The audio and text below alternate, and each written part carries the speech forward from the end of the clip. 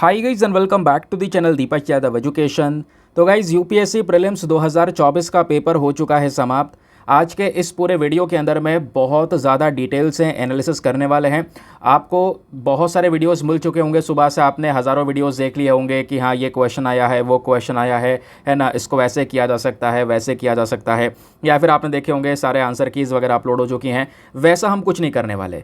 ये वीडियो आपको पता है हर साल मैं थोड़ा सा लेट अपलोड करता हूँ, बट इसमें हम एक डिटेल एनालिसिस करते हैं कि चीज़ें आखिरकार पूछी कहाँ से गई हैं और अपने वीडियो से क्या आया। क्योंकि दोस्तों आंसर की सब लोग शेयर कर देंगे, आप आंसर देख लोगे क्या सही है क्या गलत है। बात यह है कि किसने क्या पढ़ाया है, वहाँ से क्या चीज़ आई है, वो ज़्यादा मैटर करता है ना। तो अपन इस वीडियो के अंदर देखेंगे कि हमने जो पूरे साल में वीडियोस डेली बेसिस पे अपलोड किए हैं उसमें से क्या चीज़ें आई हैं और कैसे यहाँ पर आपको हेल्प हो गई है, और आगे जो यहाँ पर प्रिपरेशन कर रहा है 2025 के लिए, 2026 के लिए, उनके लिए वीडियोस कितने ज़्यादा ट्रस्टेड हो सकते हैं वो भी दोस्तों आपको इस वीडियो में जानने को मिलेगा।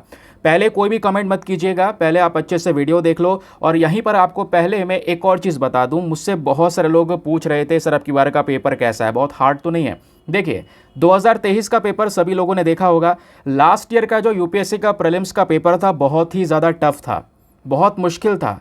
और पेपर अगर टफ नहीं था तो ऑप्शंस बहुत ज़्यादा टफ थे। तो बहुत ज़्यादा सिचुएशन पिछले साल बिगड़ गई थी, जिस वजह से कट ऑफ भी बेकार हो गई थी। आपको पता होगा 2023 की जो कट ऑफ है सबसे लोवेस्ट कट ऑफ रही थी 75.41 के आसपास, जबकि 2022 की कट ऑफ 88 के आसपास पहुंच गई थी। उससे पहले 87, देन उससे पहले 92। यानी कि आप अगर पिछले कुछ सालों के ट्रेंड एनालिसिस देखते हो कट ऑफ का, तो साल ब साल कट ऑफ गिरती चली गई दोस्तों, यानी पेपर टफ होता चला गया। तो 2023 में 75 या 76 कट ऑफ, मतलब आप केवल 35 से 38 क्वेश्चन सही करते हैं तो आप क्लियर कर गए, आप मेंस लिखने के लिए तैयार हैं। ऐसा हुआ था पिछले साल। लेकिन अब की बार ऐसा नहीं है दोस्तों, अब की बार डेफिनेटली गारंटी है कट ऑफ थोड़ी सी बढ़ने वाली है, क्योंकि पिछले साल के कंपैरिजन में अब की बार का पेपर थोड़ा सा इजी है, हम इसको ये कह सकते हैं। मैं आपको आगे बताऊंगा, आगे सारी चीज़ें दिखाई देंगी, ठीक है। और पहली चीज़ ये बता दूं, अपने जो वीडियोस है दोस्तों उनका इंपॉर्टेंस बहुत ज़्यादा है। प्लीज़ इन वीडियोस को कभी स्किप मत किया करो, क्योंकि आज भी आपको पता चल जाएगा। ये पिछले 3 साल से कर रहे हैं, कोई ऐसा तुक्का नहीं है कि किसी भी साल क्वेश्चन फंस गए हैं। पिछले साल एक one of the tough paper था यूपीएससी का, लेकिन फिर भी दोस्तों 30 से ज़्यादा प्रश्न जो है पेपर के अंदर में अपने वीडियोज़ में थे, ठीक है। और वो सब एविडेंसेस के साथ, बिल्कुल प्रूफ के साथ, में हवा में बातें नहीं कर रहा। सारी चीज़ें, कौन सी तारीख को क्या पढ़ाया गया था, कौन से लाइन में क्या चीज़ लिखी गई थी, हर एक चीज़ मैंने आपको प्रॉपर एविडेंस के साथ में दिखाई थी। और ये वीडियो अभी भी चैनल पर अपलोडेड है, 90,000 से ज़्यादा लोग उसको देख चुके हैं। आप उसमें कॉमेंट्स भी देख सकते हैं, तो वो वाला वीडियो एक बार चेक भी कर लेना, पिछले साल वाला। और केवल बात 2023 की नहीं है, उससे पहले 2022 में भी दोस्तों हम लोगों ने इस प्रकार का एनालिसिस किया, और 2022 में भी 30+ क्वेश्चंस ऐसे थे जो डायरेक्ट वीडियोस में थे, और उसका भी प्रॉपर एविडेंसेस के साथ में वीडियो अपलोडेड है, वो भी चैनल पर ही पड़ा है। आप सर्च कीजिए, देखिए आराम से।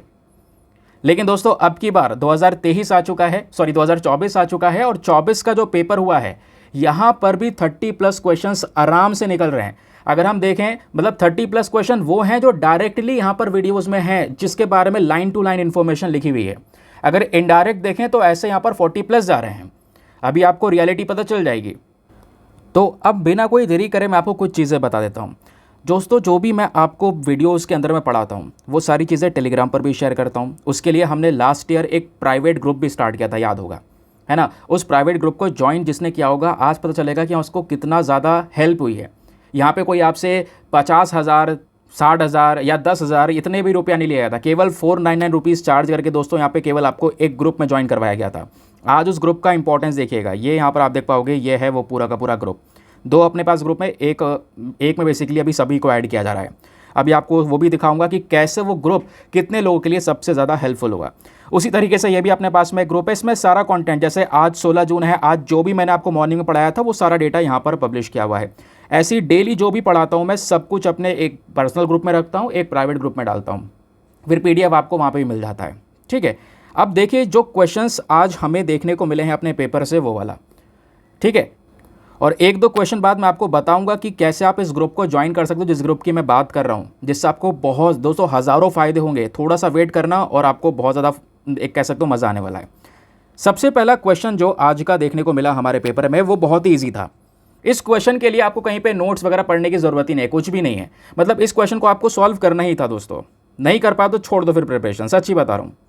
ठीक है, अब कई बार हम लोगों ने टीएफआर के बारे में पढ़ा है, पॉपुलेशन की जब भी बात आती है तब भी टीएफआर के बारे में पढ़ते हैं, यानी कि टोटल फर्टिलिटी रेट। तो क्वेश्चन ये था कि जो टोटल फर्टिलिटी रेट होती है इकोनॉमी के अंदर में, उसको हम किस तरीके से डिफाइन करते हैं, उसकी प्रॉपर डेफिनेशन पूछ ली गई। तो अगर आप यहाँ पर दोस्तों ऑप्शंस को क्लियरली देखोगे तो आपको पता चल जाएगा, कई बार मैंने आपको सीधा सीधा वीडियोस में बोल रखा है कि टोटल फर्टिलिटी रेट मतलब एक महिला अपने जीवन में कितने बच्चों को जन्म दे रही है, वो आपका टोटल फर्टिलिटी रेट हो गया। उसकी डेफिनेशन अगर हम देखें तो ये सिंपल सी इसकी डेफिनेशन हो गई ऑप्शन नंबर 4 कि the average number of live birth age a women would have by the end of her child bearing age, वो आपका टोटल फर्टिलिटी रेट कहलाएगा। सिंपल। तो वैसे दोस्तों उस क्वेश्चन में तो कुछ नहीं था, लेकिन आपको फिर भी मैं बता देता हूं कि मैंने टीएफआर यानी टोटल फर्टिलिटी रेट कितनी बार पढ़ाया है आपको। अब देखो इसका कितना बढ़िया ऑप्शन है, जो पेड ग्रुप लोगों ने ज्वाइन किया है वो हर एक टॉपिक को ऐसे सर्च कर सकते हैं। या देखो सिंपल सा यहाँ पे आपको ये सर्च बॉक्स दिया गया है, ठीक है। टेलीग्राम पर आप ग्रुप ज्वाइन करोगे तो आपको इस प्रकार से ना एक सर्च बॉक्स मिलेगा, ये आपको दिख रहा होगा। तो यहाँ पे आप जाओगे, सीधा मैंने टीएफआर लिखा। अब टीएफआर लिखने के बाद मुझे सब कुछ पता चल जाता है कि मैंने कब कब क्या क्या पढ़ा है, ठीक है। टोटल फर्टिलिटी रेट डिक्लाइन हुआ वर्ल्ड में 1950 से, ये मैंने मार्च 23 को पढ़ाया था दोस्तों, ठीक है। तारीख भी लिखी हुई है। यही कंटेंट आपके पेड ग्रुप में भी डला हुआ है ना, आप सर्च करना पता चल जाएगा। ये मेरे पर्सनल ग्रुप में भी डला हुआ है। तो इस तरीके से है। फिर 23 मार्च के अलावा दोस्तों 22 फरवरी को ही पढ़ाया है। आप चाहो तो सीधा इसको ओपन कीजिए, ओपन करके यहाँ पर इसके बारे में सारी की सारी डिटेल्स निकाली। जब मैंने जेंडर इक्वालिटी के बारे में पढ़ाया तब मैंने आपको यहाँ पर फर्टिलिटी रेट के बारे में पढ़ाया, पॉपुलेशन डायनेमिक्स के बारे में पढ़ाया। अब यहाँ पर देखिए टोटल फर्टिलिटी रेट कहाँ पे बढ़ रहा है, कहाँ पे कम हो रहा है, वो चीज़ें यहाँ पर मेंशन की गई है, ठीक है। वर्ल्ड में कहाँ पे कम हो रहा है, कहाँ पे बढ़ रहा है, ये मैंने बताया था। तो उसी समय पर बताया टीएफआर क्या होता है, जब बेसिकली एक महिला जो है अपने जीवन में स्पेशली चाइल्ड बियरिंग एज में कितने बच्चों को जन्म दे रही है, वो उसका टोटल फर्टिलिटी रेट कहलाता है। 4, तो यानी कि टीएफआर 4 है। समझ गए, क्लियर हो गया। चलिए अगला क्वेश्चन देखिए, बहुत ही सिंपल क्वेश्चन, यह डायरेक्टली अपने जो कंटेंट दिया गया है दोस्तों आपको उसमें से आया है। अब ये क्वेश्चन क्या बोलता है, क्वेश्चन बोलता है which of the following countries are well known as the 2 largest cocoa producers in the world. Cocoa chocolates वगैरह बनाई जाती हैं, है ना। कुछ दिनों पहले मैंने अपने द हिंदू के वीडियो में पढ़ाया था, वैसे 2 बार पढ़ा चुका हूँ इस साल में, पिछले 6 महीने के अंदर अंदर।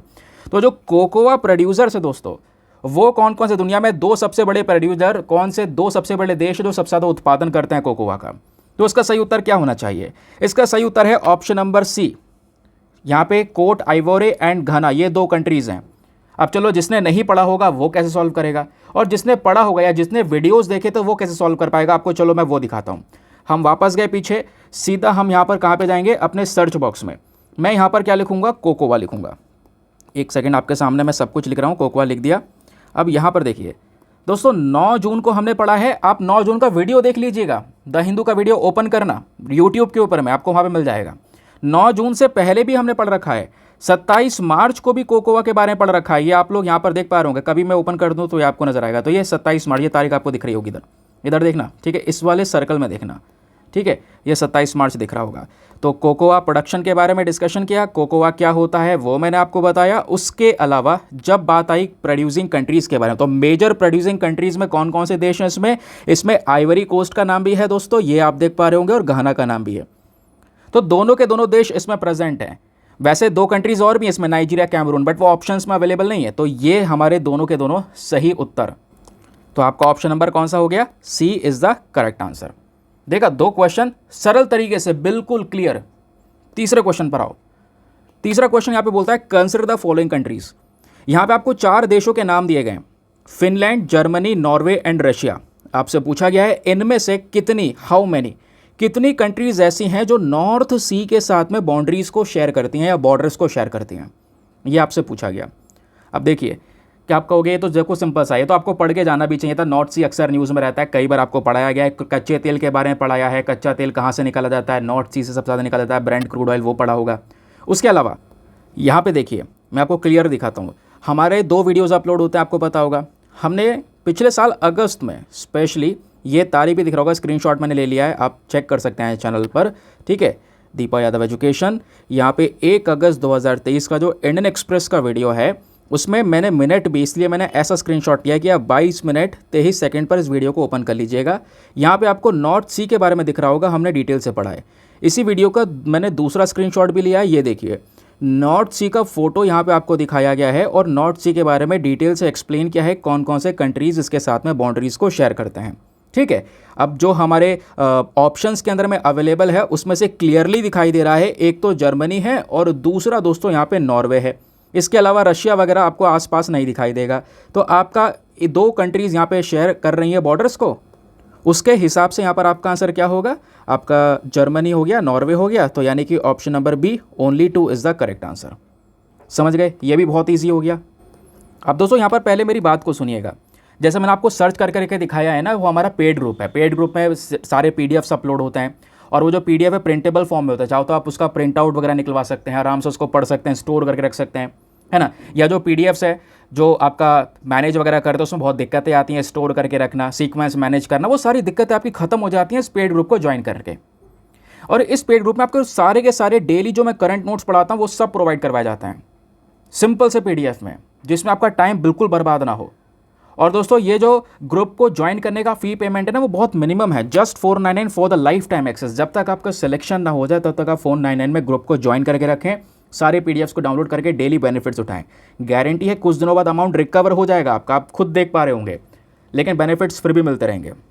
ग्रुप को ज्वाइन करने के लिए क्या करना है, व्हाट्सएप पर जाना, यहाँ पर आपको एक नंबर दिया गया है 8534873368। इस नंबर पर मैसेज कर देना कि हाँ I want to join this group. वहाँ पे आपको रिप्लाई मिलेगा, पेमेंट का प्रोसेस दिया जाएगा। उससे ज़्यादा इंपॉर्टेंट आपको डेमो वीडियो का लिंक भी मिलेगा। आप पूरे डेमो वीडियो को चेक कीजिएगा, मुझे इस ग्रुप में कैसे फ़ायदे होंगे, अच्छे से सेटिस्फाई करना अपने आप को, फिर जाके इन्वेस्टमेंट करना। बाकी दोस्तों इतनी मेहनत हुई है, साल भर वीडियोज़ प्रोवाइड करवाए हैं, लाइक ज़रूर करना वीडियो को अपना सपोर्ट दिखाने के लिए। तो नॉर्थ सी वाला क्वेश्चन हो गया, 3 क्वेश्चन तो ऐसे निपटा दिए हमने। चलिए चौथे क्वेश्चन पर आते हैं। ठीक है, अब ये क्वेश्चन थोड़े लोगों को टिपिकल लग रहा था, वैसे आपका ये ज्योग्राफी का पोर्शन है। अब देखिए कुछ चीज़ होती हैं जो स्टैटिक पोर्शन है, वो तो आपको पढ़ के ही जाना होगा, लेकिन यहाँ पे कुछ ऐसी चीज़ें जो दोस्तों हमने स्टैटिक को भी कवर कर रखा है, अपने करंट अफेयर्स के साथ में मिला के करते हैं। अब जैसे ये क्वेश्चन है, कंसिडर द फॉलोइंग, 4 चीज़ों के नाम दिए गए। सबसे पहला पायरोक्लास्टिक डेब्रिस, दूसरा ऐश एंड डस्ट, तीसरा नाइट्रोजन कंपाउंड्स और चौथा सल्फर कंपाउंड्स। आपसे पूछा गया इनमें से बताइए कितनी चीज़ें हैं जो ज्वालामुखी फटने पर निकलती हैं। वॉल्केनिक इरप्शन के इनमें से, इन चारों में से कितने प्रोडक्ट्स आपको देखने को मिलेंगे। ऑप्शन ए केवल 1, ऑप्शन बी केवल 2, ऑप्शन सी 3 या ऑप्शन डी सारे के सारे चीज़ें यहाँ पर वॉल्केनिक इरप्शन के प्रोडक्ट्स हैं। इसका सही उत्तर क्या होना चाहिए। कहोगे हाँ चलो ज्वालामुखी फटेगा तो ऐश और डस्ट दोनों निकलेगा, सिंपल सी बात है। नाइट्रोजन कंपाउंड्स भी निकलते हैं, सल्फर भी निकलता है, ये तो ठीक है। अब यहाँ पे ये पायरोक्लास्टिक डेब्रिस क्या है। अब डेब्रिस वो भी आपका कूड़ा करकट ही हो गया, तो ये भी निकलता होगा एक छोटे से लॉजिक के हिसाब से देखें, बट कई लोग कंफ्यूज हो सकते थे। लेकिन दोस्तों यहाँ पे इसका सही उत्तर वैसे ऑप्शन नंबर डी है, ऑल 4। लेकिन मैं आपको इसका रियलिटी दिखाता हूँ। जैसे हम लोग बात कर रहे थे पायरोक्लास्टिक डेब्रिस के बारे में, सिंपल सी चीज़ है, मैं यहाँ पर एक पायरोक्लास्टिक लिखूँगा और पता चलेगा कि कभी हमने वॉल्केनो के बारे में पढ़ा है या नहीं पढ़ा है। यहाँ पर देखिए, यहाँ पे आपको दिख रहा होगा, जैसे अभी थोड़े दिनों पहले की बात है, 7 जून की बात है, कनलोन वॉल्केनो के बारे में हमने पढ़ा था। ठीक है, यहाँ वॉल्केनो के बारे में पढ़ा है, इसमें हमने पायरोक्लास्टिक के बारे में इन्फॉर्मेशन देखी है। ठीक है, ये जो वॉल्केनो है इसके अंदर में नंबर ऑफ पायरोक्लास्टिक कोन्स और क्रेटर्स दोनों हैं। चलो इसमें भी आपको क्लियर नहीं हो रहा, ये देखिए 14 मई को हमने यहाँ पर ये आर्टिकल पढ़ा हुआ है कि ये जो वॉल्केनो है, कौन सा वाला वॉल्केनो दोस्तों, हमारा आइबू वॉल्केनो की बात हो रही है। इसमें भी दोस्तों आधे से ज़्यादा पायरोक्लास्टिक मटेरियल प्रेजेंट है। तो आप यहाँ पे देख पा रहे होंगे ये वर्ड टू वर्ड चीज़ें यहाँ पर मेंशन की गई हैं। ये पायरोक्लास्टिक की बात हो रही है नहीं हो रही है। तो ये तारीख आप देख पा रहे होंगे, 14 मई, 17 मई, 7 जून, ये दिसंबर 12 दिसंबर यानी लास्ट ईयर की बात हो रही है। तो पहले से हम ये जो आर्टिकल्स है वो कवर कर रहे हैं, है ना। तो ये हो गई पायरोक्लास्टिक की बात। लेकिन उसके अलावा जब हम लोग बात करते हैं वॉल्केनो की, तो वॉल्केनो के बारे में उसका जो स्ट्रक्चर वगैरह है वो भी मैं कई बार शेयर कर चुका हूँ। मैं आपको कुछ फोटोज़ वगैरह दिखाता हूँ, ये आप देख पाओगे। वॉल्केनो को लेकर न्यूज़ हैं सारी की सारी। इंडोनेशिया का मरापी वॉल्केनो चर्चा में था, वॉल्केनो इरप्शन लेबलिंग, ये देखिए 4 दिसंबर को मैंने आपको पढ़ाया हुआ है। इसमें सल्फ़र की बात हो रही है, देखिए यहाँ पर ये सारी चीज़ें लिखी हैं। ऐश और क्लाउड निकलता है, बिल्कुल निकलता है, इसमें से ऐश की बात हो रही थी। फिर पायरोक्लास्टिक मटेरियल की बात हो रही थी, वो भी मेंशन कर रखा है। तो आप देख पा रहे हो ये सारे के सारे वर्ड्स इसमें मेंशनड है। वो ज्योग्राफी का स्टैटिक टॉपिक है, लेकिन आपकी तैयारी उसकी करंट अफेयर्स के जो वीडियोज़ प्रोवाइड करवाए जा रहे हैं उसी से हो रही है। सिंपल, आगे आते हैं। तो ये भी क्लियर कर लिया, 5 क्वेश्चन ऐसे ही निपट गए आपके। छठा क्वेश्चन देखिए, बहुत ही सरल क्वेश्चन है, मतलब ये तो सबसे आसान क्वेश्चन है, इसमें कुछ करने की ज़रूरत ही नहीं थी।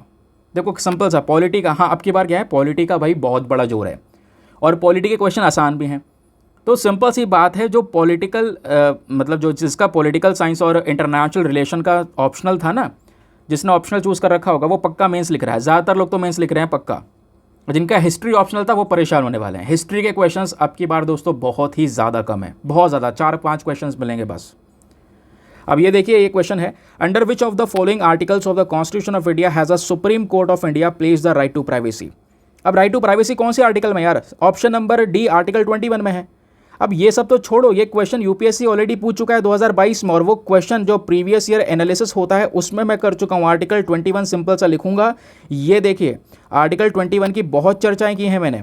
मैं आपको सीधा दिखा रहा हूँ, आपने जो मैं पहले आपको प्रीलिम्स का एक क्वेश्चन दिया करता था स्टार्टिंग में कि भाई सॉल्व करने के लिए वीडियोज़ में, वहाँ पर भी देखिए लगातार आर्टिकल 21 की यहाँ पर बात की गई है। ठीक है, कितने सारे आर्टिकल्स यहाँ पर आपको मिल जाएंगे। इसके आगे अगर मैं केवल PYQ लिख दूंगा ना तो सारे प्रीवियस ईयर क्वेश्चन जो मैंने आर्टिकल 21 के बारे में पढ़ा है वो भी निकल ही आएंगे। ये देखिए, अब यहाँ पे अगर मैं दिखाऊं तो ये आपको नज़र आएगा। ये क्वेश्चन देखो, ये 2021 में यूपीएससी ने पूछा था, right to privacy is protected under which article of the constitution of India, article 21, simple सा, ये भी मैंने आपको पढ़ा रखा है। ये देखिए, ठीक है, तो डायरेक्ट क्वेश्चन ही, मतलब ऐसा क्वेश्चन ही मिला है कि ऐसा सेम टू सेम दोबारा क्वेश्चन आ गया, उसको भी आप अटेम्प्ट कर पाओगे। ठीक है, तो ये हो गया छठा क्वेश्चन। देखिए अब सातवां देखिए, मतलब मज़े मज़े में इतने क्वेश्चन सॉल्व हो रहे हैं। एक क्वेश्चन ये देखो, अब ये कई लोगों को डिफिकल्ट लग रहा है ना, लेकिन है बहुत आसान, सरल है दोस्तों। क्वेश्चन क्या बोलता है समझिएगा। यहाँ पे बात की जा रही है स्टेटमेंट 1 और स्टेटमेंट 2। आपको 2 स्टेटमेंट दिए गए हैं और पूछा गया है बताइए इनमें से कौन सा स्टेटमेंट सही है। Both statement 1 and 2 are correct and statement 2 explain correct 1। तो ऐसे यहाँ पर 2 स्टेटमेंट आप एक बार पॉज करो वीडियो और देखो, मैं आपको डायरेक्ट आंसर बताऊँगा। ठीक है, पहले देख लो क्या बात हो रही है। स्टेटमेंट 1 ये बोलता है कि हाल ही में जो वेनेजुएला नाम का देश है, इसकी एक बहुत तेज़ी से रिकवरी हुई है। ये इकोनॉमिक क्राइसिस से गुजर रहा था, बढ़िया रिकवरी हुई और ये अपने लोगों को बचा पा रहा है। ठीक है, अपने लोगों को बाकी सारे देशों में जाने से बचा पा रहा है क्योंकि अपनी इकोनॉमी को रिकवर कर पा रहे हैं। दूसरा स्टेटमेंट बोलता है कि जो वेनेजुएला है दोस्तों, इसके पास में दुनिया के सबसे बड़े ऑयल रिजर्व्स हैं, ऑयल रिजर्व्स के भंडार हैं। तो बताइए दोनों में से कौन सा स्टेटमेंट सही है। मैं आपको क्लियरली बताऊं तो केवल स्टेटमेंट 2 सही है दोस्तों, पहला गलत है। वेनेजुएला आज भी इकोनॉमिक क्राइसिस से गुजर रहा है। तो स्टेटमेंट 2 को अगर हम देखें तो हमारा वो तो करेक्ट है, स्टेटमेंट 1 हमारा इनकरेक्ट है। दैट इज यहाँ पे ऑप्शन नंबर डी आपका सही हो जाएगा। Statement 1 is incorrect but statement 2 is correct. ठीक है, ये बात क्लियर हुई। अब सवाल ये हमने पढ़ा कहाँ पे, थोड़ा लग रहा है अजीब सा यार क्वेश्चन। देखो इसको लेकर तो मैंने थंबनेल भी बनाया हुआ है, 4 नवंबर 2023 का द हिंदू का वीडियो देख लेना। क्या भारत और रूस के रिश्ते होंगे खराब क्योंकि भारत वेनेजुएला से दोस्तों कच्चा तेल खरीदेगा, ऐसा कुछ स्टेटमेंट था। अब इतना ही नहीं, चलिए मैं आपको थोड़ा गहराई से पढ़ाता हूँ, केवल ऐसा काम नहीं चलने वाला है ना। मैंने बोला था कि स्टार्टिंग में कि लाइन टू लाइन मैं आपको दिखाने वाला हूँ कि क्या चीज़ हमने पढ़ी है। वेनेजुएला के बारे में बात हो रही है, मैंने वेनेजुएला यहाँ पे टाइप किया, अब थोड़ा सर्च करते हैं। कई बार वेनेजुएला यहाँ पे न्यूज़ में आ चुका है, कई बार कंट्रीज़ का पूरा एक्सप्लेनेशन मैंने शेयर किया है कि है ना, ये है यहाँ पर लेक मैराकाइबो पाई जाती है। लेक मैराकाइबो में सबसे ज़्यादा बिजली गिरती है दुनिया में, है ना, ये आपको पता होगा, ये मैंने एक्सप्लेन किया हुआ है। अब ये देखिए, ये देखो तारीख दोस्तों, 4 नवंबर की बात हो रही थी ना, अभी मैंने थंबनेल दिखाया था, ये देखिए 4 नवंबर को मैंने ये सब कंटेंट भेजा है क्योंकि मेरे 2 ग्रुप्स हैं, प्राइवेट वाला, सॉरी जो पेड वाला है और अपना पर्सनल ग्रुप है। तो ये देखिए यहाँ पे ओपन किया। अब यहाँ पे बात हो रही है ना, मैंने बोला था कि जो वेनेजुएला है इससे यहाँ पर इंडिया तेल परचेज़ कर रहा है, पहले परचेज़ करता था बट अमेरिका ने सैंक्शंस लगा दिए तो उसके बाद वो परचेज़ नहीं कर पा रहा था, नाउ अब फिर से परचेज़ कर रहे हैं। क्यों? क्योंकि वेनेजुएला दोस्तों सबसे खतरनाक अपने क्राइसिस से गुजर रहा है। वेनेजुएला में आज के समय पर इकोनॉमिक क्राइसिस बहुत ज़्यादा है, इन पे उधार बहुत ज़्यादा है। तो उस प्रॉब्लम से निकलने के लिए यहाँ पर अभी अमेरिका के सैंक्शन हटाए गए। तो अभी यहाँ पर क्या हो रहा था कि हम उसे तेल परचेज़ कर रहे थे, बट हुआ क्या कि अभी तक ये केवल इन्फॉर्मेशन है, ज़्यादा कुछ अवेलेबल नहीं है, बट ये न्यूज़ में आया जिस वजह से यहाँ पर हमारे पास में सारी डेटा है कि जो ये रीजन है वो क्राइसिस से, डीपनिंग क्राइसिस से गुजर रहा है। प्लस ये जो वेनेजुएला है सबसे ज़्यादा अपने ऑयल रिजर्व्स के लिए जाना जाता है, कच्चे तेल के लिए जाना जाता है। ठीक है, दुनिया में वेनेजुएला के पास में भी अच्छा खासा कच्चा तेल प्रेजेंट है। ये देखिए कई सारे न्यूज़ आर्टिकल्स भी उस समय पर पब्लिश हुए थे। ठीक है, फाइनेंशियल एक्सप्रेस, लाइवमेंट, हिंदुस्तान टाइम्स, ऐसे आर्टिकल आपको नजर आएंगे। ठीक है, ये भी क्लियर हो गया। अब आगे आते हैं। यहाँ तो दोस्तों सीधा कच्चे तेल का फोटो वगैरह सब कुछ लगा रखा है, तो इस थंबनेल को देखकर ही सॉल्व कर सकते थे। अब ये आर्टिकल को, ये इंटरेस्टिंग है।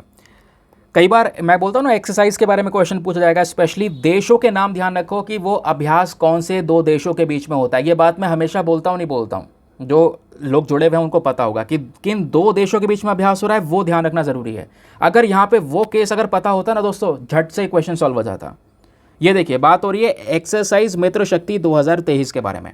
2023 का जो एक्सरसाइज मित्र शक्ति है, जो अभ्यास है, इसको लेकर 4 स्टेटमेंट्स हैं, इनमें से बताना है कौन सा स्टेटमेंट सही है। पहला कि ये जॉइंट मिलिट्री अभ्यास है इंडिया और बांग्लादेश के बीच का।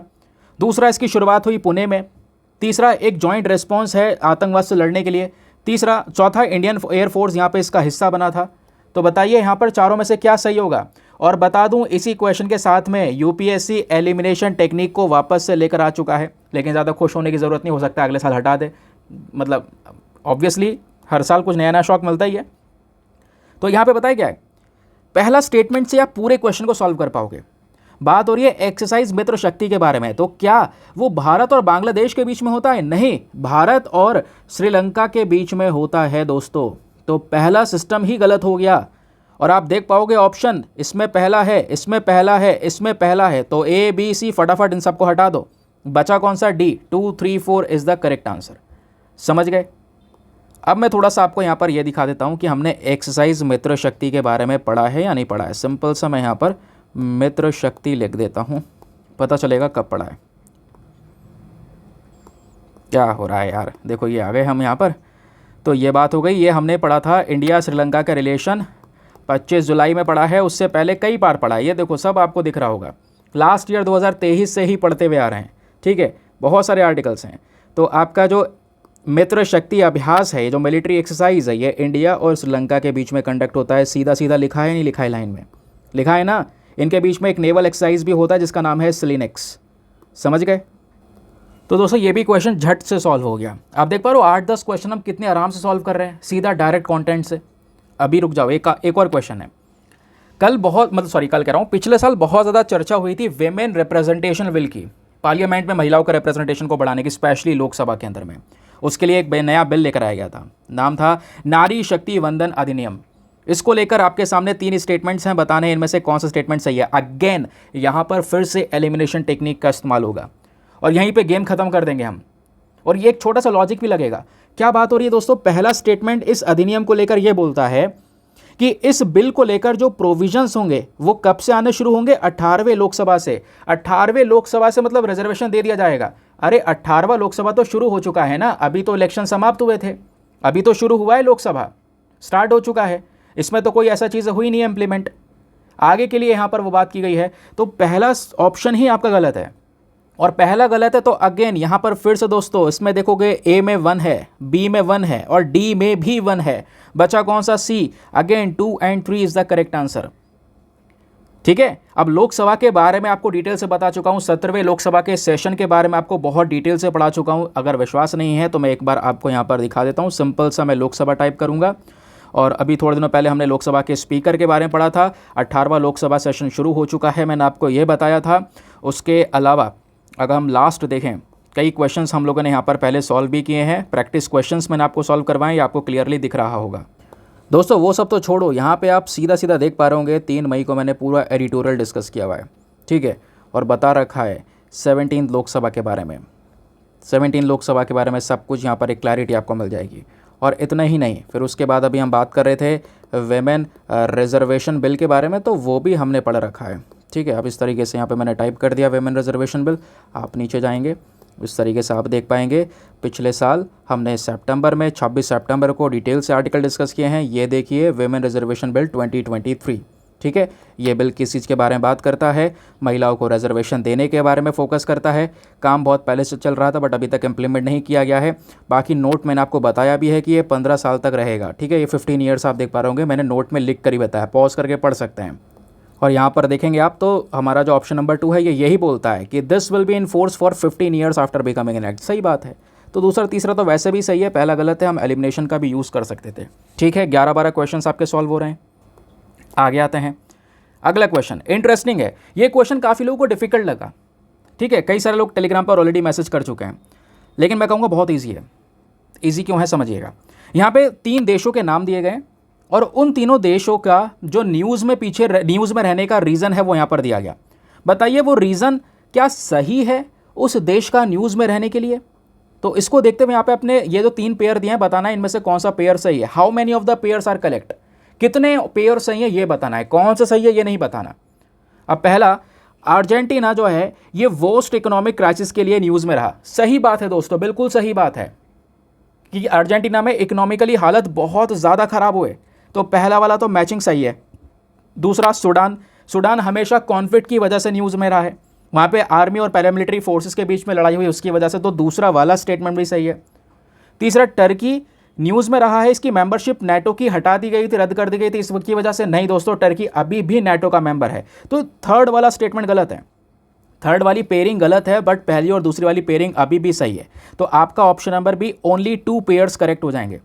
मैं आपको एग्जाम्पल देता हूँ, ये देखो अर्जेंटीना वाला जो किस्सा है ना, ये आप थंबनेल से सॉल्व कर सकते हैं। ये देखिए 21 फरवरी को मैंने ये वीडियो में थंबनेल लगाया है, ठीक है। कई सारे आर्टिकल अब की बार ऐसे हैं जो हमारे थंबनेल से सॉल्व हो रहे हैं। ये 21 फरवरी का थंबनेल आप देख पा रहे होंगे, बेकारियों का देश बन गया ये देश। ये आप देख पाओगे, अर्जेंटीना की बात कर रहे थे हम, महंगाई 104% से ज़्यादा यहाँ पर हो गई थी। तो ये हम बात कर रहे थे अर्जेंटीना की, जहाँ पे इकोनॉमिक क्राइसिस बिल्कुल ख़त्म से हो गए थे। ये आप वीडियो देखिए, पहला आर्टिकल मैंने डिस्कस किया हुआ है। फिर बात आती है सूडान की, तो सूडान के बारे में पढ़ा हुआ है, क्योंकि अगर आप अलग अलग भी चीज़ों को देखते हैं तो मैं यहाँ पर सीधा सूडान कॉन्फ्लिक्ट लिखता हूँ, वहाँ पे आपको दिख जाएगा। एक सेकंड हुई है, मैंने लिख दिया सूडान कॉन्फ्लिक्ट। ये देखिए न्यूज़ में है, 17 अप्रैल को हमने कवर किया हुआ है। उसके अलावा सूडान कॉन्फ्लिक्ट कई बार न्यूज़ में रहा है, पिछले साल दिसंबर में हमने कवर किया हुआ है। ये आप देख पाओगे 1 सितंबर को कवर किया हुआ है ना। ऐसे ही आप नीचे चले जाते रहेंगे तो इसके पीछे के रीजंस क्या हैं, सूडान कॉन्फ्लिक्ट के पीछे के, ये यहाँ पर आपको पता चल जाएगा। अरब लीग इसकी वजह से न्यूज़ में थी, वो अरब लीग के बारे में डिस्कशन किया हुआ है। ये आप देखिए दोस्तों, सूडान क्राइसिस के बारे में आपको पढ़ाया गया है 2023 में। तारीख आप ऊपर देख पा रहे होंगे, अप्रैल में भी हमने यहाँ पर इसके बारे में कवर किया है। सूडान कॉन्फ्लिक्ट क्या है ये आपको क्लियरली दिख रहा होगा। यहाँ पे मिलिट्री जनरल्स और पैरामिलिट्री के बीच की जो लड़ाई है उसके बारे में यहाँ पर मेंशन किया हुआ है। समझ गए? तो बताइए हुआ नहीं हुआ ना, ये वाला क्वेश्चन भी सॉल्व। अब देखिए अगले क्वेश्चन, ये भी बहुत इंटरेस्टिंग और बहुत ही सिंपल है। क्वेश्चन ये है, which one of the following is the exhaust pipe emission from the fuel cell electric vehicles powered by hydrogen. यानी ऐसा इलेक्ट्रिक व्हीकल जिसको हाइड्रोजन से पावर दी जा रही है, हाइड्रोजन से वो इलेक्ट्रिक सेल चल रहा है, इलेक्ट्रिक व्हीकल चल रहा है, तो उसमें से क्या निकलेगा? ऑप्शन नंबर ए हाइड्रोजन पेरोक्साइड निकलेगा, या बी हाइड्रोनियम निकलेगा, या सी ऑक्सीजन निकलेगा, या फिर डी वाटर वेपर निकलेगा। इसका सही उत्तर दोस्तों ऑप्शन नंबर डी है। सबसे इजी क्वेश्चन है, वाटर वेपर निकलेगा। आपने कई बार सुना होगा, मैंने हाइड्रोजन के बारे में जब भी पढ़ाया है तब बोला है, हाइड्रोजन जलाएंगे तो हमें क्या मिलेगा? सीधा सीधा पानी मिलेगा, मिलेगा ना। ऐसा मैंने बोला हुआ वीडियो में। आप बोलने से मतलब नहीं, आपको दिखाऊंगा अभी कि हाँ कहाँ पर मैंने लिखित में आपको प्रोवाइड करवा रखा है। दोस्तों ये देख सकते हो, लास्ट ईयर हमने यहाँ पर 8 जुलाई को डिस्कस किया हुआ है ना। 8 जुलाई को ये सारे आर्टिकल्स आप देख पा रहे होंगे। हाइड्रोजन फ्यूल सेल के बारे में पढ़ा हुआ है ना।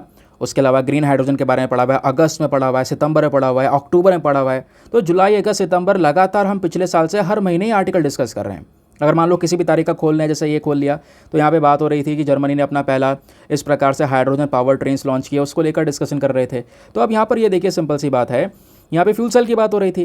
भाई हाइड्रोजन को हम जब जलाएंगे तो क्या मिलेगा? इसका जो बाय प्रोडक्ट है वो वाटर और वाटर वेपर मिलेगा, यहाँ पर लिखा हुआ है। सिंपल सी बात है। और दूसरी चीज़, यहाँ पे हम लोग पाइप एमिशन की बात कर रहे थे, तो बोला ये भी जाता है कि इसमें से ये जो हाइड्रोजन वाले व्हीकल्स हैं, ये one of the best solution है, क्योंकि यहाँ पे इसमें ये कोई प्रदूषण नहीं करते। ये जीरो एमिशन वाला आपको व्हीकल देखने को मिलेगा, और ये कम्प्लीटली एनवायरमेंट फ्रेंडली है। इसमें कोई एमिशन नहीं होगा अदर देन वाटर। क्या निकलेगा? केवल वाटर निकलेगा। तो बाय प्रोडक्ट क्या निकलने वाला है? वाटर निकलने वाला है। यहाँ पर भी लिखित में मेंशन है या नहीं है? ठीक है, तो ऐसा आप देख पाओगे डायरेक्टली यहाँ पर जो क्वेश्चंस हैं वो यहाँ पर सॉल्व आप कर पा रहे होंगे। दोस्तों अभी कहानी थमी नहीं है। ये देखिए अगला क्वेश्चन, यहाँ पे ये बात हो रही है, consider the following properties included in the world heritage list released by UNESCO. यहाँ पे 4 चीज़ों के नाम दिए गए हैं, Shanti Niketan, Rani ki Vav, sacred ensembles of the Hoysalas and Mahabodhi temple complex Bodh Gaya. ये चारों की चारों चीज़ों को वर्ल्ड हेरिटेज लिस्ट में कवर किया गया है। लेकिन आपसे पूछा जाता है इनमें से कौन सी चीज़ है, कितनी चीज़ हैं, इनमें से कितनी चीज़ हैं जिनको 2023 में इस लिस्ट में लाया गया। वैसे तो ये सारी की सारी वर्ल्ड हेरिटेज लिस्ट में है, बताना यह है कि पिछले साल इनमें से कितनी चीज़ें इस लिस्ट में आई हैं। तो इसका सही उत्तर दोस्तों यहाँ पर होगा ऑप्शन नंबर बी, ओनली 2। केवल 2 चीज़ें दोस्तों पिछले साल लिस्ट में लाई गई हैं, और वो क्या क्या है पता होगा आपने। शांति निकेतन है, और दूसरा सैक्रेड असेंबल्स ऑफ होयसलाज है। होयसलाज मुझे इसलिए याद है कि उससे पहले वीडियो चैनल पर कॉपीराइट आया था, अगले दिन ही यहाँ पर इसको इस लिस्ट में ऐड किया गया था, होयसलाज के जो टेम्पल्स हैं। तो यहाँ पर आपका 1 और 3 सही है। ये भी हेरिटेज लिस्ट में है, लेकिन ये बहुत पहले ही ऐड कर दिए गए दोस्तों। जो 2023 में ऐड करे गए हैं वो है ऑप्शन नंबर 1 और 4। अब ये कहाँ पर है, कहाँ पर नहीं है, आइए थोड़ा सा यहाँ पर इसके बारे में बात कर लेते हैं। मैंने सर्च बॉक्स में अगेन होयसला टेम्पल लिख दिया है। अब देखते हैं कहाँ पर हमने चर्चा की है। ये देखिए 28 सितंबर को हमने पढ़ा है होयसला टेम्पल्स के बारे में। अब इसको ओपन किया, क्या लिखा है, न्यूज़ क्या थी, खबर यही थी कि जो सैक्रेड एसेंबल्स ऑफ होयसलाज हैं, द फेमस होयसलाज टेम्पल, इनको वर्ल्ड हेरिटेज साइट की लिस्ट में 42nd वाले नंबर पर इनको ऐड कर लिया गया है। समझ गए? तो 2023 में सीधा सीधा लिखा हुआ है, नहीं लिखा हुआ है। तो ये तारीख भी आप देख सकते हैं दोस्तों, यहाँ पे 28 सितंबर लिखा हुआ रहा होगा, ये देखो।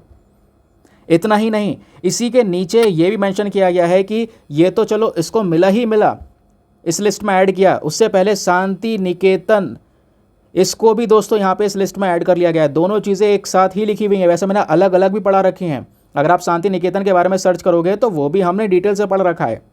मैं आपको फिर भी एक बार शो कर देता हूँ ताकि आपको लगे यार जो भी चीज़ें हम यहाँ पर पढ़ रहे हैं इस चैनल पे जो भी टाइम दे रहे हैं वो हमारा बिल्कुल भी वेस्ट नहीं जा रहा है। ठीक है, तो ये मेरा पर्पज़ है। ये देखिए मैंने 28 सितंबर को, अच्छा 28 सितंबर वही है, उससे पहले 27 सितंबर में शांति निकेतन के बारे में भी यहाँ पर हम लोगों ने पढ़ रखा है, होयसलाज टेम्पल के बारे में पढ़ रखा है। समझ गए? ना दोस्तों नेक्स्ट क्वेश्चन पर आते हैं। पॉलिटी का क्वेश्चन है और बहुत ही सिंपल क्वेश्चन है। क्वेश्चन ये है, as per the article 368 of the constitution of India, हमारे भारतीय संविधान का जो आर्टिकल नंबर 368 है, ये हमारे संविधान में प्रोविजंस को अमेंड करने की बात करता है, यानी कि संशोधन करने की, बदलाव करने की बात करता है। लेकिन किस तरीके से बदलाव हो सकता है? अब दोस्तों एक मतलब कह सकते हो सिंपल सा आंसर है इसका आंसर क्या होना चाहिए? ऑप्शन नंबर डी, 1, 2 एंड 3, तीनों तरीके से। भाई संशोधन यानी बदलाव हो सकता है। बदलाव कैसे भी हो सकता है भैया, उस चीज़ में हम कोई चीज़ जोड़ सकते हैं, आगे उसमें कुछ बदलाव वेरिएशन कर सकते हैं या उसको हटा सकते हैं, यही तो अमेंडमेंट होता है। अमेंडमेंट में आप तीनों काम कर सकते हैं और ये चीज़ें यहाँ पर आप देख पाओगे। आर्टिकल 368 तो इतनी बार पढ़ाया गया है कि आप यहाँ पर वो देखते देखते थक जाएंगे। मैंने केवल 368 लिख दिया, आगे आर्टिकल भी लिख देते हैं ताकि जल्दी यहाँ पर पकड़ में आ जाए यार, क्योंकि फिर ये कैच नहीं करेगा। एक सेकंड को, अब आर्टिकल 368 लिख दिया। आप देखिए बात हो रही है अमेंडमेंट एंड आर्टिकल 368, ये सब पे लागू होगा, लेकिन हमारा जो basic structure of the constitution होता है उस पर लागू नहीं होगा। आपको पता है भैया, आप बेसिक स्ट्रक्चर को अमेंड नहीं कर सकते, उसके अलावा सारी चीज़ों को अमेंड कर सकते हैं। और अमेंड कैसे कर सकते हैं? तीनों तरीके हो सकते हैं। और आप उसमें कुछ चीज़ें ऐड कर सकते हैं, रिपील कर सकते हैं या कोई वेरिएशन भी कर सकते हैं। तो ये देखिए आर्टिकल 368 मल्टीपल टाइम्स आपको समझाया गया है, ये आप लोग देख पा रहे होंगे। ठीक है, किसी भी तारीख को ओपन भी कर लो यार, ये भी आपको क्लियरली दिख जाएगा। मैंने किसी भी तारीख को ओपन कर लिया, 19 जनवरी 2023 को ओपन कर लिया। समझ गए? क्लियर हो गया? यहाँ पर भी आर्टिकल 368 की बात की जा रही है, वो अमेंडमेंट करने की पावर देता है, बट आप basic structure of the constitution को हटा नहीं सकते। तो दोस्तों ये तो कुछ ऐसे क्वेश्चन है जो स्टैटिक पॉइंट से आपने पढ़े हैं, लक्ष्मीकांत से पढ़ने थे, बट यहाँ पर वो हमारे करंट अफेयर से कवर हो रहे हैं। चलिए एनीवे, एक और क्वेश्चन आपके सामने, 17-18 क्वेश्चन सॉल्व कर चुके होंगे। यहाँ पे क्वेश्चन देखिए, विच one of the following was the latest inclusion in the intangible cultural heritage of list of UNESCO. अब की बार ऐसे क्वेश्चंस काफ़ी पूछे गए। वर्ल्ड हेरिटेज लिस्ट हमने कवर किया, इसमें पूछा गया लेटेस्ट कौन सी चीज़ है जिसको इंटेंजिबल कल्चरल हेरिटेज में ऐड किया गया है? दुर्गा पूजा, गरबा डांस, कुंभ मेला या छऊ डांस? बताइए इसका सही उत्तर क्या होगा। तो इसका सही उत्तर है दोस्तों option number C, Garba dance. अभी थोड़े दिनों पहले की बात है, थोड़े दिनों पहले ही यहाँ पे गरबा डांस को intangible cultural heritage list of UNESCO में ऐड किया गया है। आप देखिए ज़रा गरबा डांस के बारे में हमने क्या पढ़ा है क्या नहीं पढ़ा है, एक बार मैं सर्च करके आपको बता देता हूँ। ठीक है, गरबा डांस लिख दिया है हम लोगों ने और अब करते हैं इसको ओपन। ये देखिए 7 दिसंबर को लास्ट ईयर हम लोगों ने यहाँ पर इसके बारे में पढ़ रखा है। ठीक है, किसी भी तारीख को ओपन कर दें। ये देखिए गरबा डांस के बारे में मैंने आपको पढ़ाया है क्या नहीं है। एक क्वेश्चन गरबा डांस से संबंधित पहले भी यूपीएससी पूछ चुका है, वो मैंने आपको दिखाया। फिर उसके बाद यहाँ पर UNESCO list of intangible cultural heritage के बारे में पढ़ाया। तो आप चाहें तो हमारे न्यूज़पेपर का 7 दिसंबर का वीडियो ओपन कर लो यूट्यूब पे, आपको उसमें मिल जाएगा, पता चल जाएगा गरबा डांस क्यों न्यूज़ में है और क्या होता है गरबा डांस, वो सब चीज़ एक्सप्लेन की गई। तो लेटेस्ट गरबा डांस है जिसको यहाँ पे अभी के समय पर ऐड किया गया है हमारे किसमें, इस इंटेंजिबल कल्चरल हेरिटेज लिस्ट के अंदर में। ठीक है दोस्तों, ये बात भी आपको क्लियर हो गई, समझ में आ गया। तो एक और क्वेश्चन निपट गया आपका, वो भी सीधा डायरेक्ट आर्टिकल से। चलिए आगे आते हैं। नाउ ये देखिए एक और सिंपल क्वेश्चन ये था, how many delimitation commission have been constituted by the government of India till December 2023। दिसंबर 2023 तक भारत सरकार ने अभी तक कितनी बार डिलिमिटेशन कमीशन को बनाया है? इसका सही उत्तर है ऑप्शन नंबर डी 4, 4 बार बनाया गया है। ठीक है, अब देखिए थोड़ा सा मैं आपको यहाँ पर बताता हूँ और लेकर चलता हूँ, टाइप कर देता हूँ एक बार, डिलिमिटेशन कमीशन। चलिए अब देखते हैं क्या है क्या नहीं है, कहाँ पे क्या पढ़ा है हम लोगों ने। देखिए बहुत पढ़ रखा है हमने डिलिमिटेशन कमीशन के बारे में, 25 सितंबर, 5 अक्टूबर, तो लास्ट ईयर भी काफ़ी डिस्कशंस हुए हैं, ऐसा नहीं है डिस्कशंस नहीं हुए हैं। चलिए ये देखिए क्या बताया जा रहा है, यहाँ पर बोला गया है बिल्कुल देखिए इसमें ही सीधा सीधा लिखा है, delimitation commission have been setup 4 times 1952, 1963, 1973 and 2002। समझ गए? तो सीधा सीधा लिखा है 4 बार यहाँ पर बनाया गया। वही चीज़ दोस्तों यहाँ पे आपसे आर्टिकल के अंदर में पूछ ली गई। ठीक, अब एक और सिंपल क्वेश्चन, अब ये क्वेश्चन हमने कहीं पे एक्सप्लेन नहीं किया है बट ये सिंपल है, इसमें थोड़ा लॉजिक लगाकर दोस्तों यहीं पे गेम ख़त्म किया जा सकता था। कई बार आपको याद होगा हम हेल्थ से संबंधित टॉपिक्स के बारे में बात करते हैं, आपको बताता हूँ, रिकमेंड करता हूँ ये सब चीज़ें यहाँ पर आप डाइट में ऐड कर सकते हैं। तब तो हमने डिस्कशन भी किया। अब देखो ये आपके बायोलॉजी का चैप्टर 9 जो है वहाँ पर भी ये आपको मिल जाएगा सीधा सीधा। तो स्टैटिक पोर्शन है बट यहाँ पे कवर न्यूज़ में रहता है अक्सर, तो हम बात करते रहते हैं। क्वेश्चन है which one of the following is synthesized in human body that dilates blood vessel and increase blood flow. भैया इन चारों चीज़ों में से कौन सी एक ऐसी चीज़ है जो आपकी जो बॉडी में नस है ना उसको थोड़ा सा ओपन करती है। अब नस थोड़ी वाइड होंगी, थोड़ी ओपन होंगी, तो आपका ब्लड तेज़ी से फ्लो होगा नहीं होगा? क्योंकि अभी नस पतली है, खुली नहीं है, तो ब्लड कम फ्लो हो रहा है। नस थोड़ी ज़्यादा खुल जाएगी तो ब्लड तेज फ्लो होगा, तो ब्लड फ्लो को इंक्रीज़ करेगा। तो ऐसी कौन सी चीज़ है? इसका सही उत्तर है ऑप्शन नंबर ए, नाइट्रिक ऑक्साइड। मुझे इस तरीके से भी याद है यार, देखो जब लोग ज़्यादातर आजकल प्री वर्कआउट यूज़ करते हैं, बताओगा, जिम जाते हैं लोग, जिम जाने से पहले जो अगर यहाँ पे अच्छा पंप लेना चाहता है ना कि यार एक बढ़िया पंप मिले, तो उसके लिए यहाँ पे एक बेस्ट चीज़ यह है, वैसे सप्लीमेंट्स वगैरह बहुत चीज़ आती हैं लेकिन सप्लीमेंट नहीं बता रहा हूँ मैं आपको, सप्लीमेंट से अच्छा है यहाँ पर नेचुरल, वो है चुकंदर, ठीक है, जिसको बोलते हैं बीट रूट। ठीक है, आप सर्च कीजिएगा, बीट रूट में बहुत अच्छी खासी नाइट्रिक ऑक्साइड होती है दोस्तों। अगर आप बीट रूट खा के या उसका जूस पी के एक बार जिम जाते हैं तो बहुत ही ज़्यादा बढ़िया पंप आएगा। पंप क्यों आएगा? क्योंकि आपका जो ब्लड फ्लो है वो बढ़ जाएगा। ठीक है, उसमें नाइट्रिक ऑक्साइड की अच्छी खासी मात्रा है, वो आपके ब्लड वेसल्स को ओपन भी करता है और आपका ब्लड फ्लो वहाँ पे इंक्रीज़ भी होता है। समझ गए?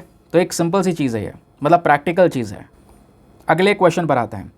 नेक्स्ट क्वेश्चन देखिए, कंसिडर द फॉलोइंग एयरक्राफ्ट। यहाँ पे कुछ एयरक्राफ्ट्स के नाम दिए गए हैं। ऑप्शन नंबर राफेल, बी मिग-29 और 3 है तेजस Mk1। बताना है इनमें से कितने एयरक्राफ्ट हैं जो 5th जनरेशन फाइटर एयरक्राफ्ट हैं। दोस्तों आज तक हमारे पास में 5वें जनरेशन का एयरक्राफ्ट आया ही नहीं। हाँ आया है, अमका नाम का, जिसको अभी तैयार किया जा रहा है, काम चल रहा है, अमका नाम का जो है। ये राफेल पुराना है, मिग-29 भी पुराना है, तेजस Mk1 भी पुराना है। दोस्तों ये सारे के सारे फाइटर एयरक्राफ्ट्स वो हैं जो 5th जनरेशन से पहले वाले जनरेशन के हैं। 5th जनरेशन लेटेस्ट जनरेशन है। कुछ ही कंट्रीज़ हैं जिनके पास में 5th जनरेशन के फाइटर एयरक्राफ्ट्स हैं। तो तीनों गलत हैं, दैट मीन्स इसका आंसर क्या होना चाहिए? Option number D, none. लेकिन अगर हमारे पास में कोई इकलौता 5th जनरेशन का एयरक्राफ्ट है भी तो दोस्तों वो अमका है। मैं अगर सीधा यहाँ पर एक बार अमका लिख देता हूँ या मैं 5th जनरेशन भी लिख देता तो आपको अच्छे से इसके बारे में क्लैरिटी मिलती। ये देखिए यहाँ पर पूरा आर्टिकल्स यहाँ पे प्रेजेंट कर रखा है। तो ये अमका क्या है? ये आपका advance medium combat aircraft. It is an Indian 5th generation stealth multi role combat aircraft. इसको डेवलप किया है इंडियन एयरफोर्स और नेवी के लिए। तो अभी तक इकलौता एयरक्राफ्ट यही है अमका, जो कुछ है हमारे पास में। अदरवाइज 5th जनरेशन की और कोई चीज़ नहीं है। ठीक है, तो ये क्वेश्चन भी आपका यहाँ पर यहीं से सॉल्व हो जाता है। चलिए अगले क्वेश्चन पर आते हैं।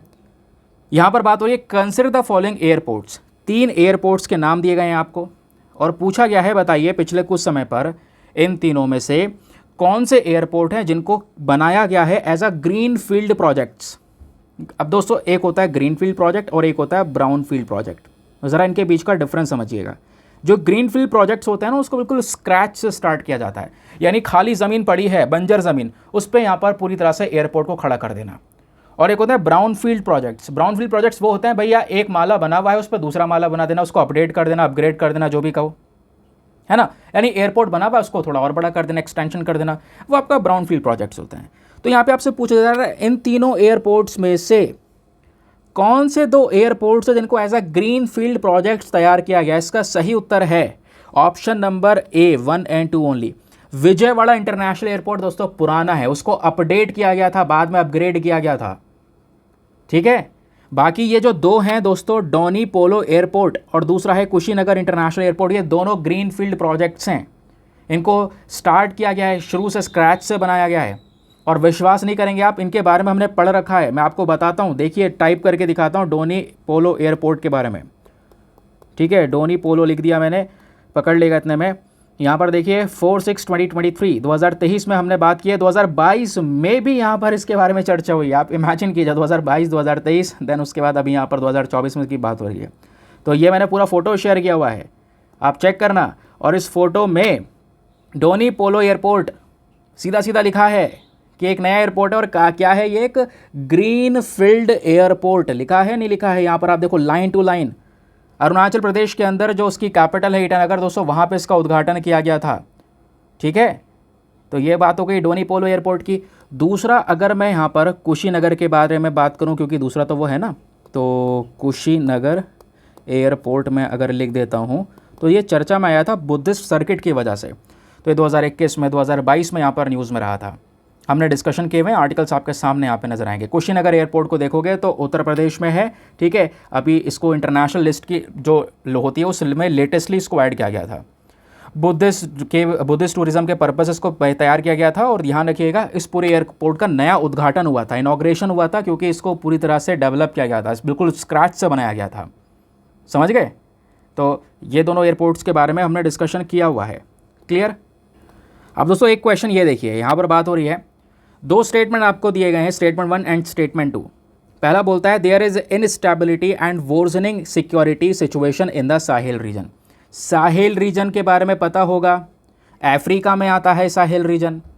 तो पहला बोलता है कि भाई यहाँ पर सिक्योरिटी को लेकर बड़े बुरे हालात हैं, इनस्टेबिलिटी मेंटेन हुई हुई है, वहाँ पर अस्थिरता बनी हुई है।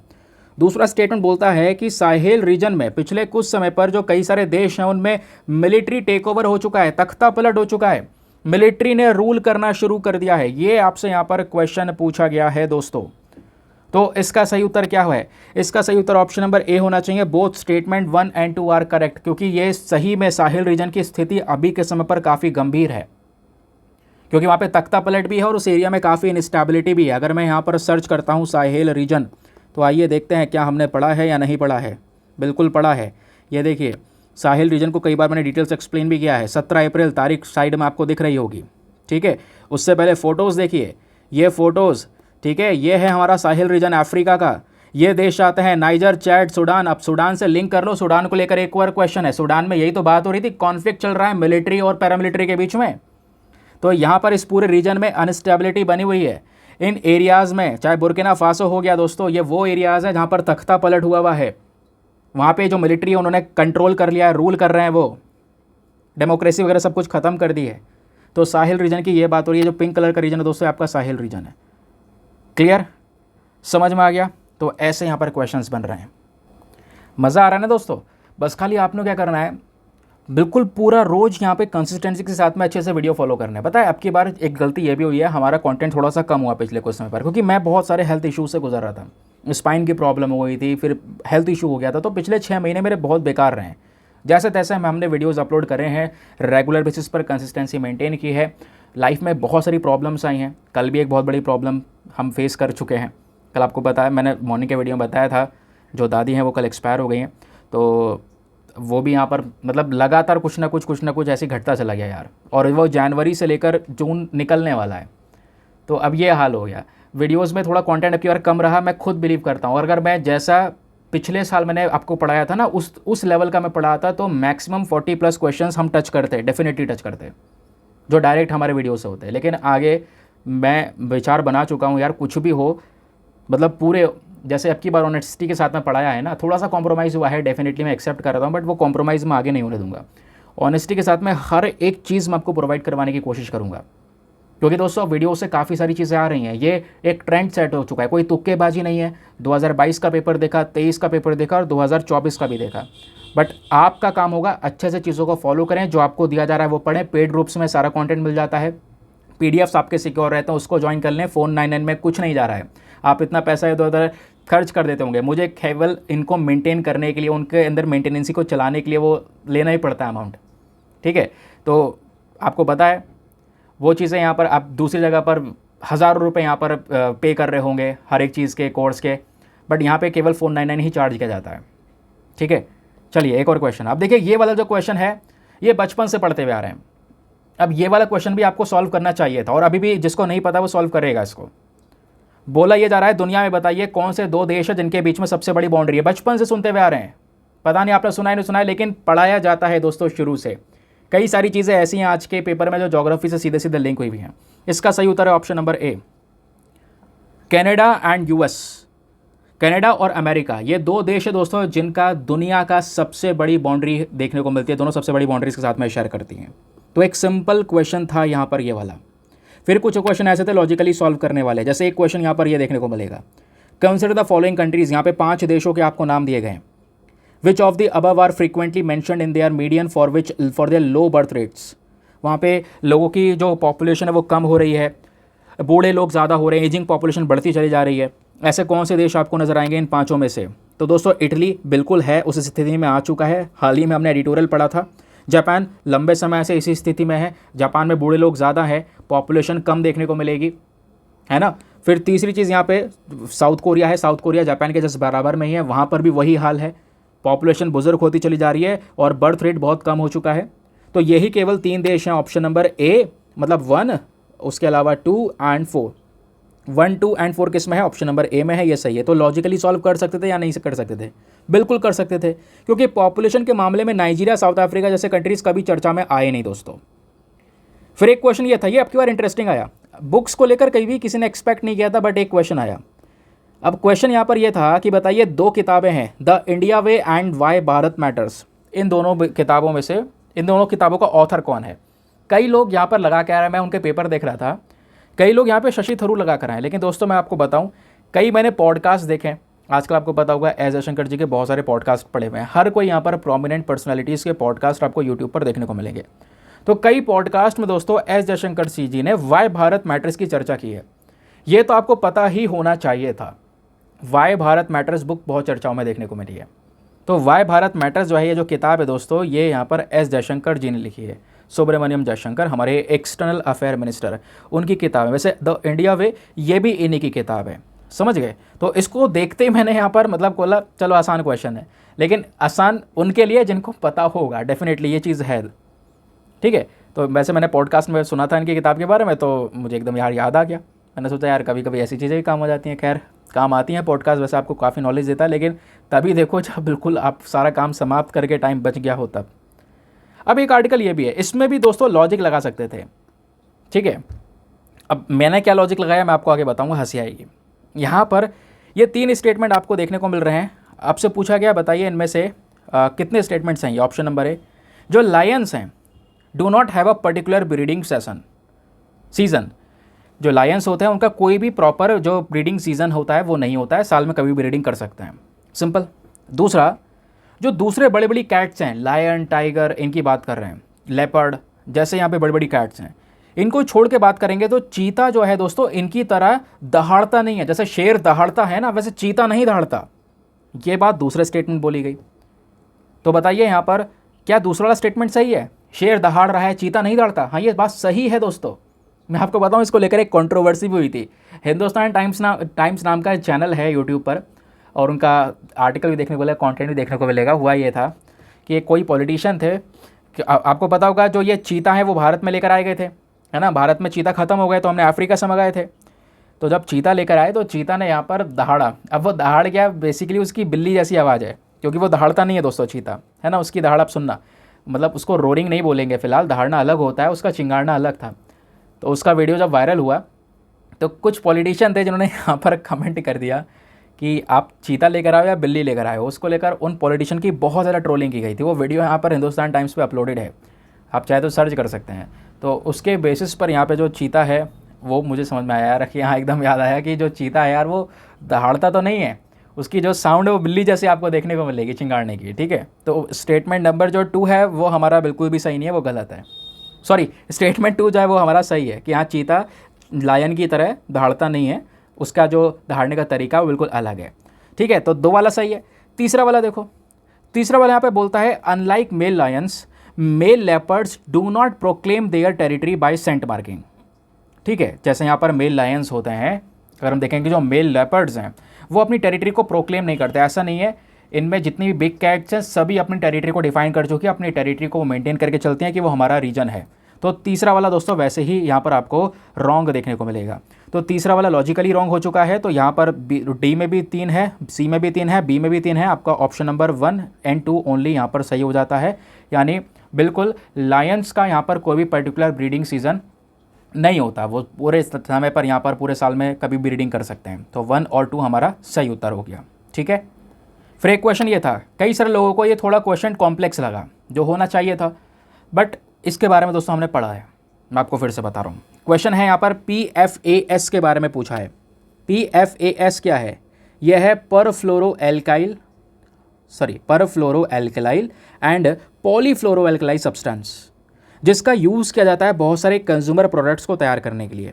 तो इसको देखते हुए यहाँ पर 3 स्टेटमेंट्स हैं, बताना है इन तीनों में से कौन सा स्टेटमेंट सही है। कि जो PFAS है वो ड्रिंकिंग वाटर, फूड और फूड पैकेजिंग मटेरियल्स में पाया जाता है। दूसरा, जो PFAS है ये एनवायरनमेंट में जल्दी ख़त्म नहीं होता।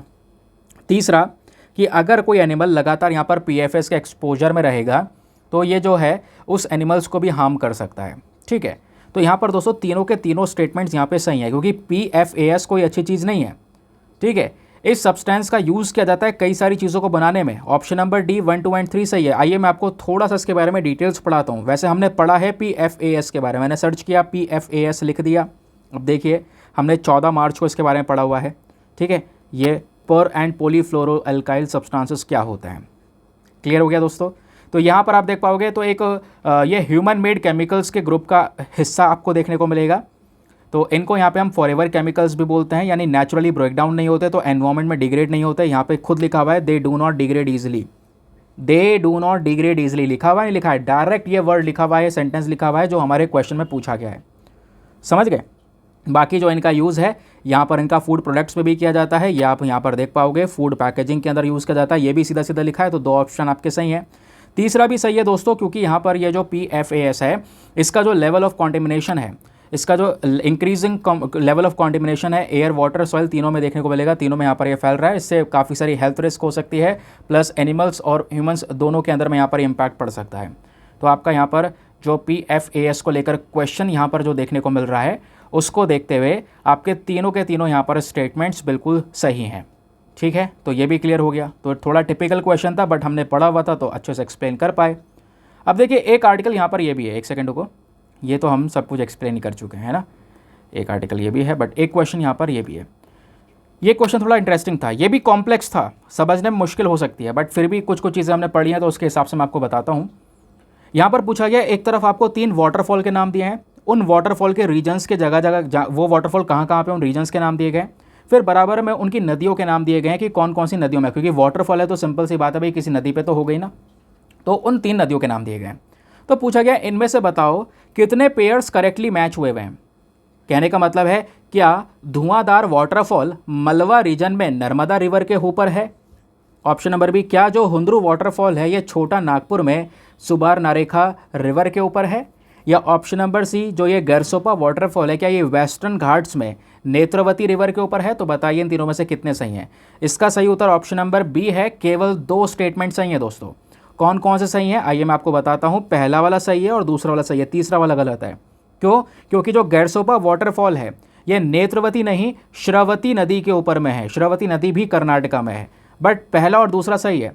अब पहला दूसरा सही है तो थोड़ा सा मैं आपको इसके बारे में पढ़ा भी देता हूँ। जैसे चलिए पहले मैं यहाँ पर धुआंधार लिख देता हूँ, जिसके हिसाब से यहाँ पर आपको पता चले कि हमने पढ़ा है या नहीं पढ़ा है। तो धुआंधार लिख दिया। अब इसको देखिए, धुआंधार वाटरफॉल के बारे में सीधा 22 नवंबर को हमने यहाँ पर पढ़ा हुआ है, ये आप देख पा रहे होंगे। ठीक है, ये तारीख यहाँ पे देखना, एक सेकंड को, अबे यार ये तारीख देखना, यहाँ पे लिखा हुआ होगा 22 नवंबर है। ठीक है, देखो आ रहा है ना। तो ये धुआंधार वाटरफॉल के बारे में हमने पढ़ा। ये धुआंधार वाटरफॉल कहाँ पर है? नर्मदा रिवर के ऊपर में। ये देखिए नर्मदा नदी की बात हो रही है, इसके कई सारी ट्रिब्यूटरीज़ हैं वो यहाँ पर डिस्कशन किया गया। नर्मदा नदी पे कई सारे वाटरफॉल हैं, सबसे पॉपुलर है धुआंधार वाटरफॉल। और ये नर्मदा नदी वाला जो ये धुआंधार वाटरफॉल रीजन दोस्तों, ये आपका मध्य प्रदेश वाले रीजन में आता है। मध्य प्रदेश वाला जो रीजन है वो दूसरी वैसे मालवा प्लेट्यू है, मालवा रीजन कहलाता है वो, है ना। अलग अलग प्लेट्यूज जो हैं वो मालवा रीजन कहलाता है। तो आपका जो पहला वाला स्टेटमेंट है वो बिल्कुल सही है। ठीक है, फिर दूसरे वाले को देखेंगे तो यहाँ पे बात हो रही है हुंद्रू की। तो हुंद्रू वाटरफॉल वैसे हमने पढ़ा नहीं है, बट सुबर्णरेखा के बारे में पढ़ा है, सुबर्णरेखा नदी के बारे में पढ़ा है। अगर आप देखेंगे तो मैं अगर सर्च करता हूँ सुबर्णरेखा के बारे में तो उसके बारे में भी जानकारी हमको मिल जाएगी। एक सेकेंड, लिख दिया है। अब ये देखिए, ये हमने 30 जनवरी को पढ़ा है सुबर्णरेखा के बारे में। उससे पहले पिछले साल जून में 2023 में भी पढ़ा हुआ है। अगर हम इसको ओपन करते हैं तो ये आपको नज़र आएगा। ठीक है, ये आपको दिख रहा होगा जो दालमा वाइल्ड लाइफ सेंचुरी है, इसके बारे में बात हो रही है। यहीं पर आपको देखने को मिलेगा कि जो दालमा वाइल्ड लाइफ सेंचुरी है, यहाँ पे दालमा हिल्स हैं और दालमा हिल्स कहाँ पर हैं, ये छोटा नागपुर प्लेट्यू पे सिचुएटेड है। ठीक है, और यहीं पर आप देख पाओगे जो दालमा सेंचुरी है ये आती है सुबर्न नदी के कैचमेंट वाले रीजन में, सुबर्णरेखा रिवर के कैचमेंट में। तो यहाँ पर आप देख पाओगे सुबर्णरेखा रिवर की बात हो रही है, छोटा नागपुर प्लेट्यू की भी बात हो रही है। दैट मीन्स यहाँ पे अब हमारे पास में इनफ इन्फॉर्मेशन है इस क्वेश्चन को सॉल्व करने की।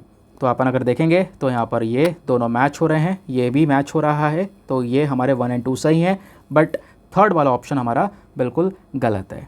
ठीक है, मज़ा आया?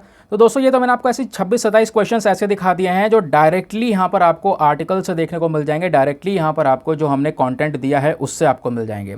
इसमें कई सारे क्वेश्चंस दोस्तों बिलीव करना ऐसे हैं जो कह सकते हो कि एक स्टेटमेंट को लेकर हमारे पास में जानकारी है, 2 स्टेटमेंट को लेकर जानकारी है, ऐसे क्वेश्चन भी बहुत सारे हैं जिसको लेकर प्रॉपर इन्फॉर्मेशन इस टेलीग्राम चैनल पर अपलोडेड है।